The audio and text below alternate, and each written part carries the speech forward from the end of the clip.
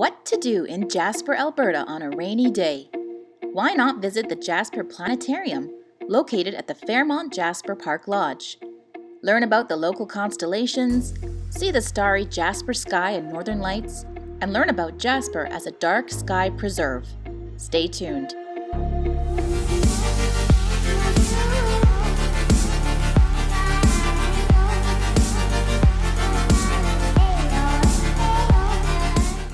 We visited Jasper National Park over the summer, and we're really excited for hiking and exploring. Unfortunately, our first day there was gloomy and rainy, so we needed to find something interesting to do indoors. The Jasper Planetarium seemed to be just the ticket. We're in Jasper, Alberta in the Rocky Mountains, headed towards the planetarium. We've booked a time frame for 7:45 to go check out the show. We parked in the Jasper Park Lodge parking lot because supposedly you can't park right in front of the planetarium. We're not really sure where we're going, so hopefully we make it there in time for our 7:45 slot. The Fairmont Jasper Park Lodge has fairly extensive grounds, and of course, we did get lost looking for the planetarium. To make your lives easier, just go to the lodge's main reception where a tour desk awaits your check-in. The planetarium is literally right across the road from there. From there, we were ushered into the dome for a 40-minute presentation. Planetarium presentation was awesome. Unfortunately, no video or photography was allowed. Mostly you're just gonna have to go see it yourself. They also have a telescope presentation where you can view the stars at night through their giant telescopes, but that was a lot of extra money and we had to stay up really late for that, so we opted not to do it. I do want to share with you my top takeaways from the presentation, so that if you find yourself in Jasper, you can look up at the starry skies with a bit of extra knowledge.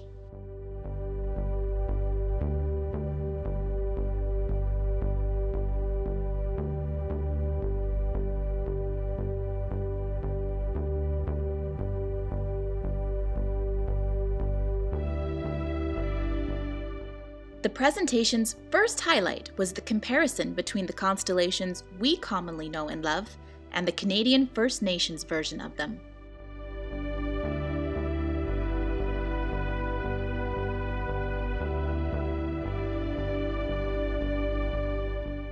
The zodiac constellations that we commonly recognize originate from ancient Babylonian and Greek roots.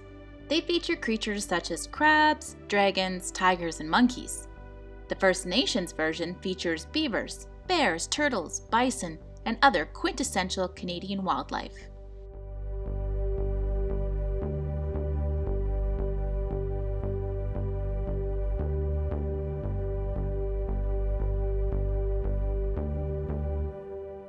My other favorite part of the presentation was when the show zoomed through the imagined entirety of the universe, beginning with our planet and solar system, and then outwards.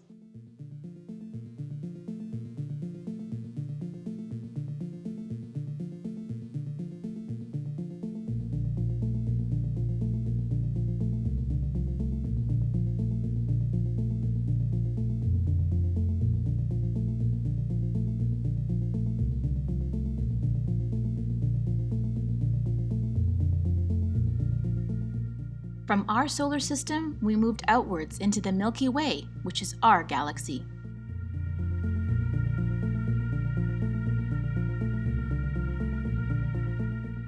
Then to our local group of galaxies, including our nearest galaxy neighbor Andromeda, set to crash into ours in about 4 billion years.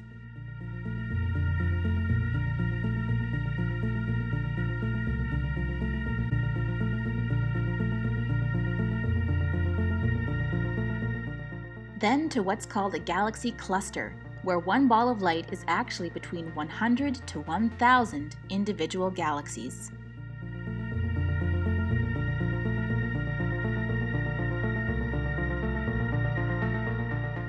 Then into a supercluster or cluster chain. The number of galaxies here is hard to even fathom, let alone stars and possible planets.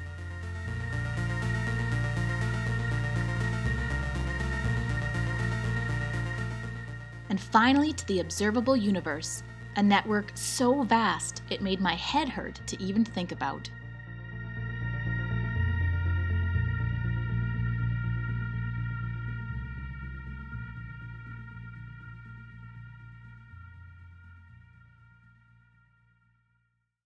The last thing that really struck me about the presentation was the story of how Jasper became a dark sky preserve, and even the concept of dark sky preserves in general.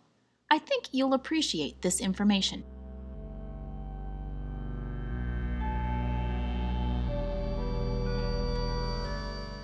It all starts with light pollution. The biggest source of light pollution is, naturally, light bulbs. They are in car headlights, office buildings, street lamps, everywhere basically. And not all lights are made equally.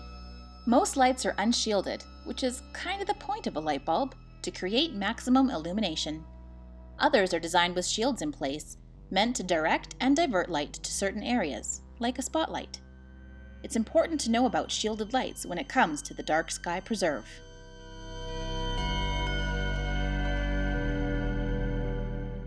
Lights that are unshielded or only partially shielded emit light pollution upwards into the sky. When this light pollution is amplified by an entire town or city's population, it creates a glow over that area. This glow, depending on its strength, effectively blocks out the night sky.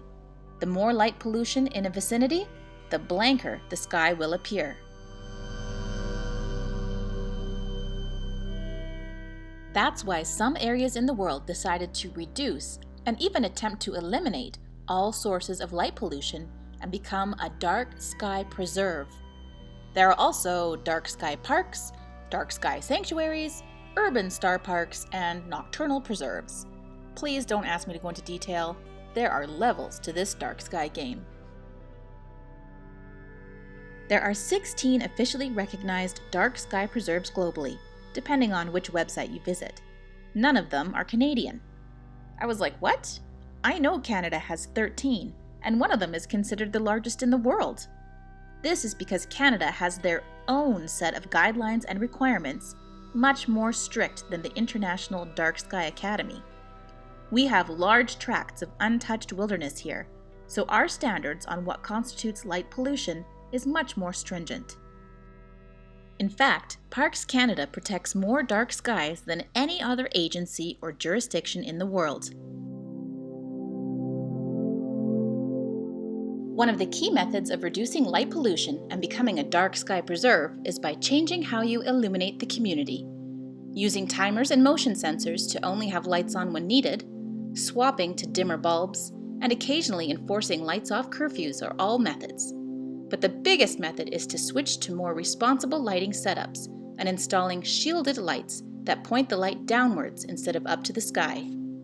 In 2011, Jasper officially became recognized by the Royal Astronomical Society of Canada as a dark sky preserve.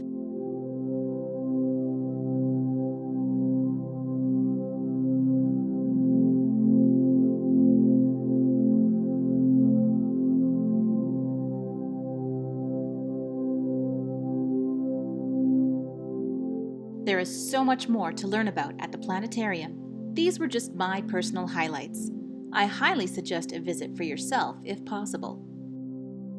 If you enjoyed this video, please feel free to leave it a thumbs up and a comment about your favorite part. If you're new to my channel, hello and welcome. Please consider subscribing. And to my returning viewers, thanks for coming back to watch and for all of your amazing support.